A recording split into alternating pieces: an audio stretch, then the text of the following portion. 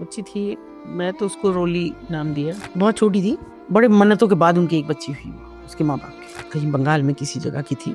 मैंने उसको खुद से रोली भी नाम इसलिए दिया कि उसकी माँ को रोली लगाती थी जो बच्ची बताती। फिर उसका एडमिशन का टाइम आया, जैसे अब तैयार हो गई बच्ची भी बहुत खुश, अच्छा स्कूल जाने के लिए। हाँ, अब बैग वैग सब लगा के बाप की बाइक पे बैठ गई। तो माँ को एकदम याद आया कि आज रोली नहीं लगाई। वो बच्ची भी ऐसे कहती थी कि उस दिन माँ ने रोली लगाई नहीं, और रोज रोली लगाती थी। हाँ, उसने जिद की, बहुत माना कि मेरे पापा से जिद की कि मैं जो रोली लगाऊंगी। उन्होंने कह दिया आके लगाना है स्कूल में रोली, तो मुझे स्कूल छोड़ा है। उनके पास में ही कोई था उस दिन, उसके पापा को मतलब छोड़ तो आए, हाँ। और चलते चलते उससे कह के चले गए कि आज इसको जरा तू ले आना, आज पहला दिन है और जल्दी ले आना। अच्छा, उस अपने जान पहचान के आदमी को हाँ, तो बोल गए दुकान पे जाना है और तुम इसको ले आना, क्योंकि रोज वही काम कर रहा है वो आदमी, तो देखते चले आ रहे हैं बरसों से। तो उसने कहा आप बेफिक्र रहो, मैं ले आऊंगा। वो गया और लाया नहीं। मैं वो आदमी लेके ही नहीं आया बच्चे को, उसको यहाँ बेच दिया। और यहाँ बेचने के बाद में बहुत उसने मना किया, नहीं मैं ये काम नहीं कर सकती। और मैम किस एज में उस बच्चे को लाया गया? 5-6 साल की थी मुश्किल से।